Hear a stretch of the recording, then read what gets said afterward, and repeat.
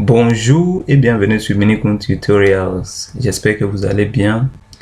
Dans notre tuto d'aujourd'hui, je vais partager avec vous ce que vous devez faire si vous n'avez pas encore reçu votre carte de séjour après l'attestation de décision favorable. Donc, je sais qu'il y a beaucoup de gens qui sont dans la même situation que moi et j'essaie juste de partager mes expériences. Et j'espère qu'à la fin de cette vidéo, chacun de nous va en tirer quelques points essentiels, voilà, qui pourraient être utiles dans vos propres démarches administratives auprès de la préfecture. Donc, d'abord, je vais me connecter dans mon espace personnel ANEF, c'est-à-dire mon espace personnel administration numérique des étrangers en France, via le site administration-étrangers en France.intérieur.gouv.fr.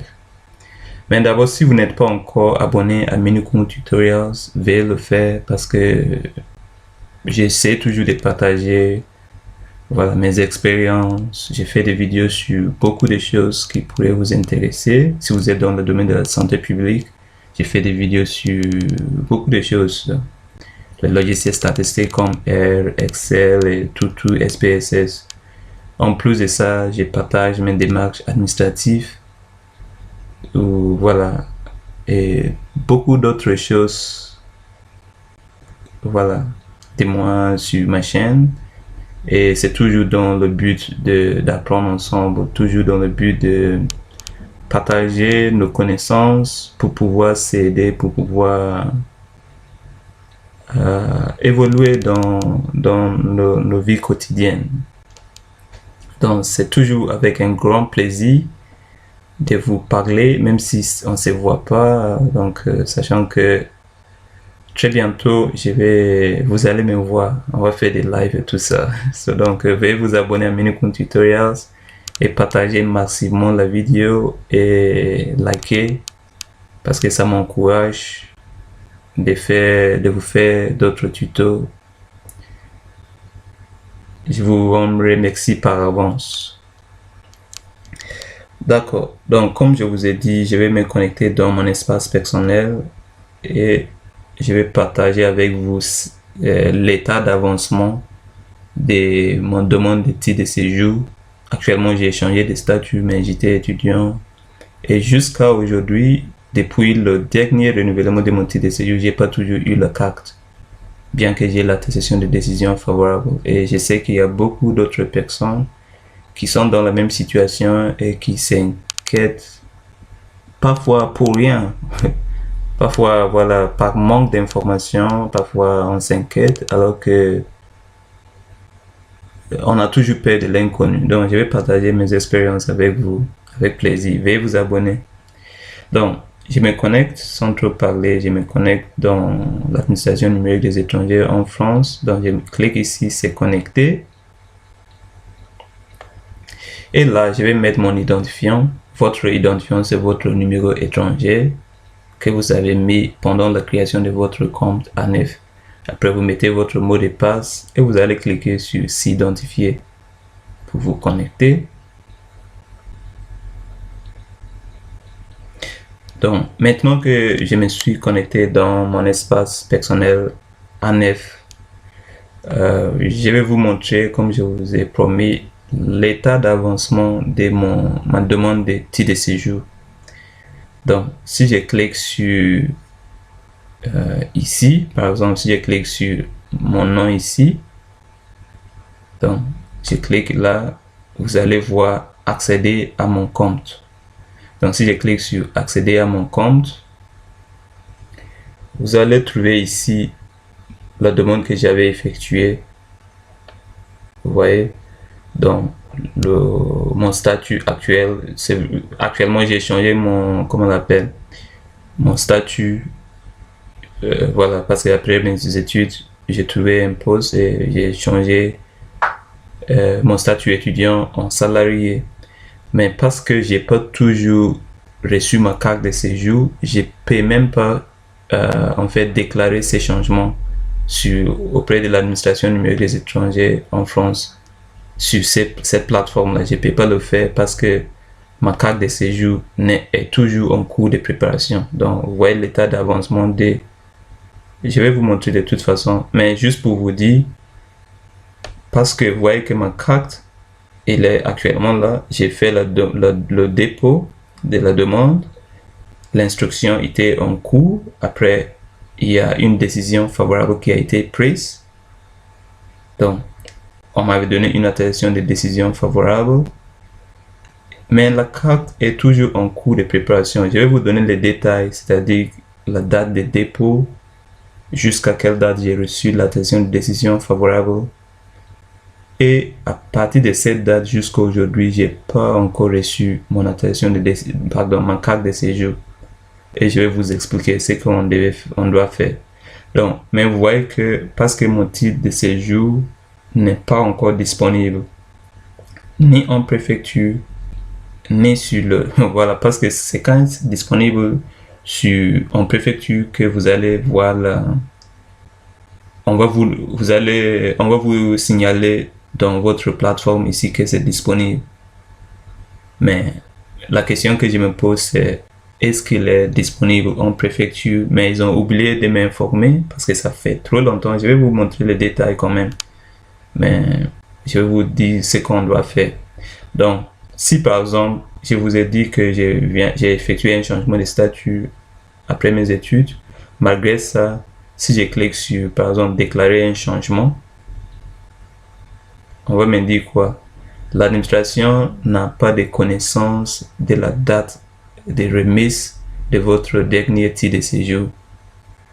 Et tout à fait, j'ai pas reçu un SMS de la préfecture donc, ça veut dire, puisque cette démarche est toujours en cours, c'est-à-dire, par exemple, j'ai changé même d'adresse, je ne suis plus à Marseille, je suis actuellement à Paris, mais si je peux pas changer mon adresse sur la plateforme ANEF, parce que si je change mon adresse, ça veut dire que cette démarche qui est toujours en cours, c'est-à-dire la démarche de demande de titre de séjour étudiant que j'avais effectué, qui est toujours en cours, je peux pas changer l'adresse alors que la démarche est toujours en cours. Pareil, j'ai changé de situation. Je suis actuellement salarié, mais je peux pas aussi le faire. Donc, il dit, si vous êtes bien en possession de ces documents, c'est-à-dire si je suis en possession de la carte de séjour maintenant et que vous souhaitez le renouveler, nous vous invitons à contacter Nous vous invitons à vous connecter, au site internet de la préfecture dont dépend votre résidence pour vous renseigner sur les possibilités d'accueil et signaler le problème. Bref, je peux pas déclarer un changement. Vous voyez? Donc, c'est ça en fait le problème. Donc, je clique encore une deuxième fois et pour accéder à mon compte. Et voilà l'état d'avancement de mon dossier. Donc, sachant que je vais vous donner de toute façon les détails de tout ce que j'ai effectué. Donc, si vous voyez ici l'historique de mes titres de séjour, le début, ça c'était pour l'année 2020-2021. C'était toujours un titre de séjour étudiant d'1 an. Et ça a été accepté. Après, j'ai fait le renouvellement dans 2021-2022. On m'avait donné une décision a été prise. Donc, on m'avait donné une attestation de décision favorable. Mais comme je vous ai dit, la carte n'est pas toujours disponible. La carte de séjour n'est pas toujours disponible. Maintenant, je vous montre les détails en fait de tout ça. Si je clique sur notification ici, la cloche de notification, après je clique sur en fait voir toutes mes notifications et je descends ici. Vous allez voir c'était le 8 en fait. C'était, si je clique ici, vous voyez toutes mes notifications, et c'était le 2 août que j'ai reçu l'attestation de décision favorable. Vous voyez, notification de décision lue. C'était le 2 août en fait. Maintenant, de toute façon, j'ai téléchargé tous ces documents et je vais vous les montrer. Donc, vous voyez ici la confirmation du dépôt. Ça, c'était le premier jour, c'est-à-dire juste généralement, la confirmation du dépôt, c'est immédiate. Après le dépôt de votre titre de séjour, on vous donne cette confirmation, on vous l'envoie par mail immédiatement. Donc, j'avais reçu la confirmation du dépôt et c'était quelle date? C'était le même jour, comme je vous ai dit, c'est immédiat. Donc, j'avais fait le dépôt de mon demande de renouvellement de mon titre étudiant le 12 juillet 2021. Donc, notez bien la date, 12 juillet 2021. Et le 2 août 2022, donc, notez encore, c'était le 12 juillet, donc 19 jours plus 2, ça fait 21. Donc, dans 3 semaines exactes, j'ai reçu mon attestation de décision favorable. Et qu'est-ce qui est dit dans cette attestation de décision favorable? Ils disent le 2 août, voilà, une décision favorable a été prise à la suite de votre demande de séjour. Une carte de séjour temporaire valable, c'est-à-dire du 1er octobre au 30 septembre 2022. Donc, portant la mention étudiant, élève, vous êtes délivré, Ce document est actuellement en cours de fabrication. Donc, ça veut dire que, comme je vous ai montré sur ma plateforme avec l'état d'avancement de mon demande, ça veut dire depuis le 2 août que j'ai reçu cette attestation, jusqu'à aujourd'hui, j'ai pas encore la carte disponible. Mais la bonne nouvelle, c'est quoi? C'est pour ça que j'ai pris mon temps pour partager mes expériences avec vous. La bonne nouvelle, c'est quoi? C'est que cette attestation ils ont dit quoi? Cette attestation n'est valable qu'accompagnée du visa ou titre de séjour précédemment détenu. C'est-à-dire votre titre de séjour expiré, vous allez toujours l'utiliser accompagné de cette attestation. Ça veut dire, si par exemple vous êtes en recherche d'un job étudiant, vous voulez même voyager en Afrique, en Asie, en Chine, peu importe votre pays que vous désirez, vous pouvez voyager avec cette attestation de décision favorable. Sauf qu'il faut toujours avoir la copie de votre visa ou bien de votre titre de séjour expiré en fait. Si c'est pour travailler, faire job étudiant, ces documents m'autorisent toujours à travailler. Vous voyez, c'est même avec ces mêmes documents que j'ai utilisé pour aller faire mon changement de statut quand j'ai trouvé le poste. Donc, c'est le fait que vous n'avez pas la carte ne vous limite pas. Mais il y a une chose très importante parce que ça dépend de votre situation. Il y a certaines personnes, certaines préfectures mentionnent une date d'expiration bien déterminée pour l'adhésion de décisions favorables. Ce n'est pas le cas. Donc, voilà, mon cas n'est pas le même. Parce que pour moi, ils ont dit le document est en cours de fabrication. On ne sait pas quand. Mais sachant que ces documents qu'on va la nouvelle carte de séjour, ça veut dire, puisque cette attestation de décision favorable n'a pas de date limite d'expiration, ça veut dire que cette attestation, il vaut titre de séjour et il porte la même date ou bien période de validité que la carte qu'on va me donner.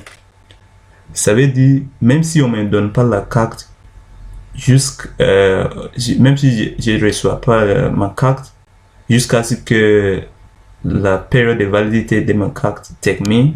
Donc, ça veut dire que ce sera à la fin de la période de validité de ma carte que cette attestation ne serait plus rien. Sinon, tant que j'ai pas encore reçu la carte, cette attestation reste valable parce que sur mon cas, ou bien dans mon cas, ils n'ont pas mentionné une date d'expiration. Donc, ça veut dire que cette attestation est valable pour moi jusqu'à septembre de ce mois. Mais si peut-être dans votre attestation, il y a une date qui est mentionnée, là, je vais vous montrer ce que vous devez faire. Parce que s'il y a une date, par exemple, il y a certaines personnes, on les donne même une attestation de prolongation d'instruction à la place. Ça veut dire une décision favorable n'a pas encore été prise, mais on prolonge quand même les séjours jusqu'à cette décision. Il y a certaines personnes, on va prendre une décision favorable, mais sur l'attestation, on les met une date limite. Ce qui est embêtant parce que quand on met une date limite, ça veut dire vous mentionnez que mon attestation est valable de telle date. C'est-à-dire là le même, pardon, vous mentionnez que la carte qu'on va me donner c'est 1 an, alors que vous me donnez une attestation pour une courte durée. Et parfois, il y a des étudiants qui vont attendre pendant cette courte durée jusqu'à ce que l'attestation de décision favorable qu'on lui a donné s'expire, alors que on lui a pas encore, sa carte n'est pas encore disponible.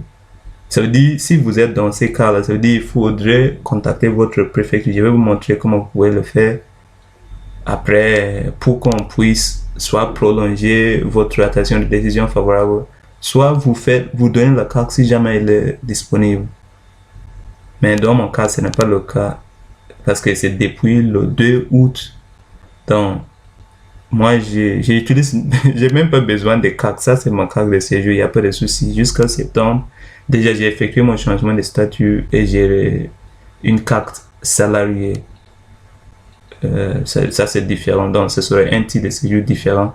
Mais c'est juste pour vous montrer que la carte, cette attestation, vaut type de séjour et vous pouvez tout faire avec ça. Donc, si jamais cette attestation n'est pas encore expirée, il n'y a pas de raison de vous inquiéter.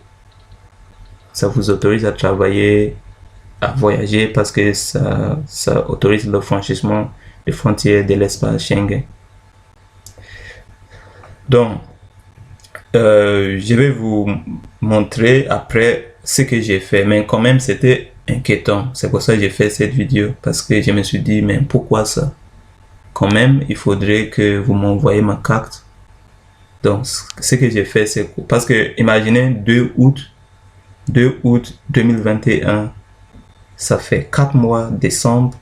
Après décembre, on est actuellement en quoi? En mai, ça veut dire 9 mois. C'est pas possible. Vous avez reçu l'attestation de décision favorable. Après 9 mois, vous n'avez pas encore reçu votre carte. Donc, pour moi aussi, c'était inquiétant. Donc, je me suis dit, mais qu'est-ce qui se passe? J'ai décidé de contacter la préfecture. Je vais vous montrer tous les échanges que j'ai fait. Donc, vous voyez, ça c'était mon premier mail que suite à mon premier mail que j'ai envoyé à la préfecture via le formulaire de contact. Je vais vous montrer comment remplir le formulaire de contact. Donc, j'ai rempli le formulaire de contact. J'ai envoyé mon message réclamant le fait que en ce moment, c'était quand? C'était en janvier. Donc, j'ai envoyé ce mail. On m'avait dit que non, voyez ici le mail, ils ont dit nous avons bien enregistré votre enquête. Après, ça veut dire ça, c'était une réponse automatique, je pense. Après, maintenant, ils ont traité ma demande. Voilà, ils ont dit bonjour monsieur, c'est madame. Nous accusons réception de votre mail et nous vous en remercions. Nous comprenons que vous souhaitez prendre rendez-vous auprès de votre préfecture. Moi, j'étais en train de réclamer que j'ai pas reçu ma carte et ça fait plus de 5 mois en ce moment-là. Et ils me disent quoi, dans 3 jours, ils ont répondu comme ça que pour prendre rendez-vous avec mon préfecture, il faudrait que j'envoie un mail explicatif. Ils ont dit quoi, nous vous conseillons de les envoyer, c'est-à-dire la préfecture, un mail explicatif via l'adresse renseignée sur le site de votre préfecture. C'était comme ça. Et je le fais. J'ai envoyé le mail à la préfecture les informant de ma situation. Qu'est-ce qu'ils ont dit? Ils ont dit bonjour. C'était la préfecture de Bouches-du-Rhône en ce moment-là. Ils ont dit bonjour. pour des raisons de sécurité et de confidentialité, je sais pas quoi. Et en application avec toutes ces histoires-là, les services de sous-préfecture ne délivrent aucune information personnelle par téléphone. Ces messages ne répondent pas à mes demandes, pas du tout, parce que pour moi, j'avais pas encore reçu ma carte après avoir reçu l'attestation de décision favorable depuis plus de 5 mois. Et on m'a envoyé ces messages-là. Après, suite à ces messages, qu'est-ce que j'ai fait? Je suis allé à la préfecture sans rendez-vous et ça n'a rien donné. On m'a dit que ils ne reçoivent les gens que sur rendez-vous. On renvoyait un mail à la préfecture les disant ok, si vous dites que actuellement vous délivrez pas aucune information, moi je demande pas des informations, je comprenais même pas ces mails. Donc qu'est-ce que j'ai dit? J'ai envoyé un mail pour prendre rendez-vous, on m'a jamais répondu. C'est-à-dire on m'a pas accordé un rendez-vous pour venir prendre ma carte. Ce qui veut dire que peut-être, mais c'est incroyable, donc ce qui veut dire, mais c'est de toute façon, il n'y a pas de raison de m'inquiéter. Pourquoi? Parce qu'on vous a donné quand même une attestation de décision favorable qui a la même date d'expiration que votre carte de séjour qu'on va vous donner. Donc il n'y a pas de raison de m'inquiéter. Après, on m'a pas accordé le rendez-vous, après je me suis arrêté là. Mais avec mon attestation de décision favorable qu'on m'avait donné, c'est avec ça que j'ai fait tous mes démarches, je travaille, jusqu'à même faire le changement de statut et tout, avec le même document. Si je voulais voyager, je peux voyager avec ça. Mais si jamais peut-être votre attestation de décision favorable qu'on vous a donné a une date d'expiration, là je vais vous montrer ce que vous devez faire. Je vais vous montrer les mêmes démarches que j'ai effectuées, vite fait.